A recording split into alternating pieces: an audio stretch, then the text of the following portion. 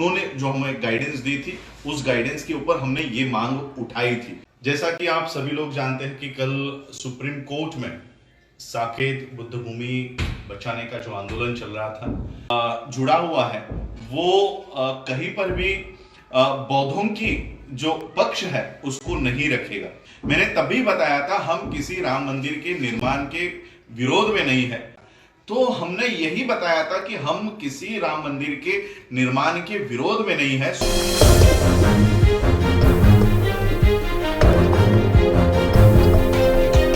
विश्व के सभी मेरे साथियों को राजरत्न अम्बेडकर की ओर से जय भीम, नमो बुद्धाय।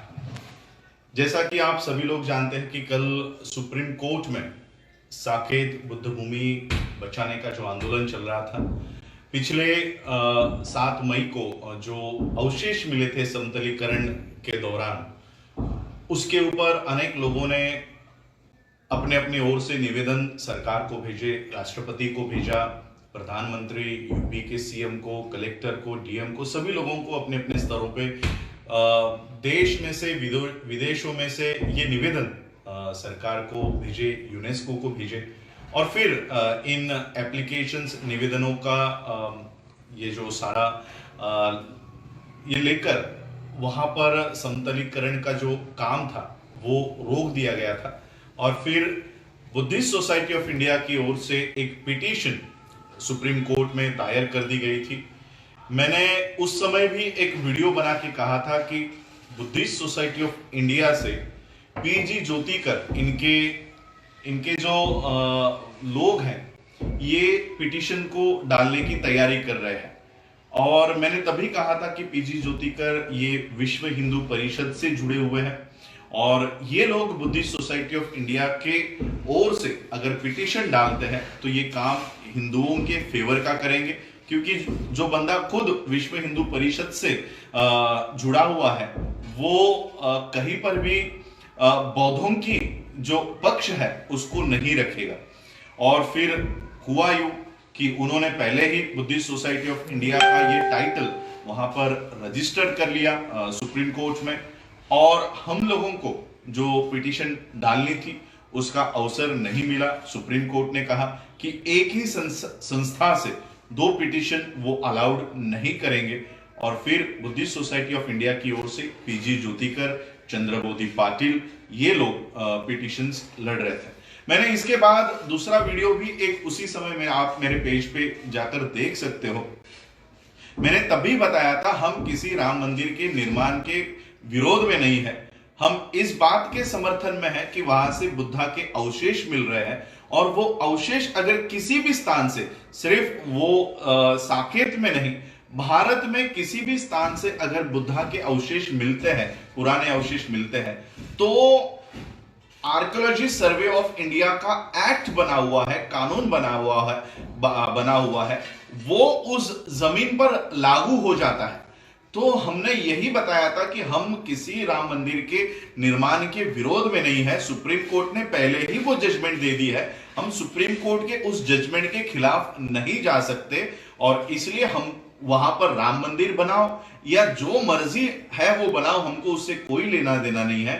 वहां पर अगर बुद्धा के अवशेष मिले हैं तो हमारी मांग यही है कि वहां पर ASI, archaeology survey of India का जो एक्ट है वो लागू हो और वो जो अवशेष मिले हैं वो बौद्धों के निगरानी में, आर्कियोलॉजी सर्वे ऑफ इंडिया की निगरानी में, और चाहे तो यूनेस्को, जो दिल्ली में भी एक यूनेस्को की विंग है, उनके निगरानी में ये सारे बुद्धा के अवशेषों का जतन करने का काम किया जाए। ये हमारी मांग थी। ये मांग हमने सुप्रीम कोर्ट के लॉयर से हम लोगों ने कहा, ये सारा उन्होंने जो हमें गाइडेंस दी थी, उस गाइडेंस के ऊपर हमने ये मांग उठाई थी। सुप्रीम कोर्ट के लॉयर का कहना था कि ऑलरेडी एक जजमेंट हुई है, सुप्रीम कोर्ट की जजमेंट, और वो भी हिस्टोरिकल जजमेंट है, जिसपे सुप्रीम कोर्ट के उस जजमेंट देने वाले को राज्यसभा में भेज दिया गया है। तो ऐसा जजमेंट, वो कितना भी आप लोग पैर पटक लो, हाथ पटक लो, उस जजमेंट के खिलाफ आप नहीं जा सकते। और इसलिए हमें ये मुद्दा अलग तो तरीके से उठाना चाहिए, लेकिन सुप्रीम कोर्ट में फिर वही बात उठाई गई कि इस साल के पूरे विश्व का लक्ष्य लगा हुआ था। ऐसे जजमेंट को हम नहीं मानते, ये कहना, सुप्रीम कोर्ट में कहना, ये बहुत बड़ी साजिश के तहत ये किया गया था। और इसमें आज शेड्यूल कास्ट की ओर से जो राज्यसभा में मेंबर हैं, इनकी मोदी के साथ मीटिंग हुई और मोदी ने इस तरह के जो पिटीशन बनी है, इस तरह के पॉइंट्स उसमें डालने के लिए कहे ताकि सुप्रीम कोर्ट इन पिटिशनर्स को फटकारे।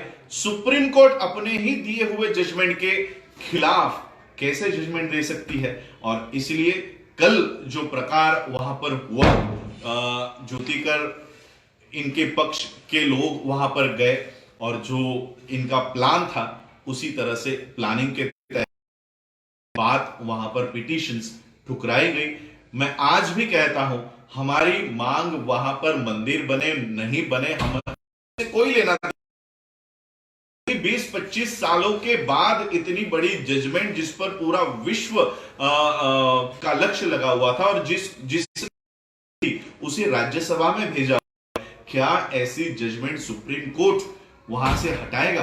तो इसलिए हम लोगों को स्ट्रेटेजी, हम लोगों को प्लानिंग करके वो मुद्दे रखने चाहिए थे।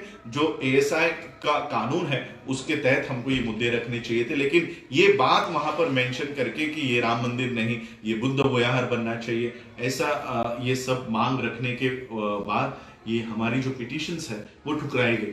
ठीक है, कल हमारी सुप्रीम कोर्ट में पिटिशंस को ठुकराया गया।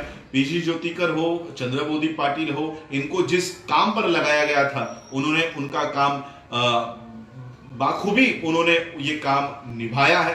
लेकिन अभी तो मैं आप सभी लोगों से विनती करना चाहता हूं और ये मेरी ओर से मैं विनती करना चाहता हूं कि इस मूवमेंट में हमारे जैसे लोग, सूट बूट टाई कोट वाले उपासक लोगों को इसमें ना आने दिया जाए।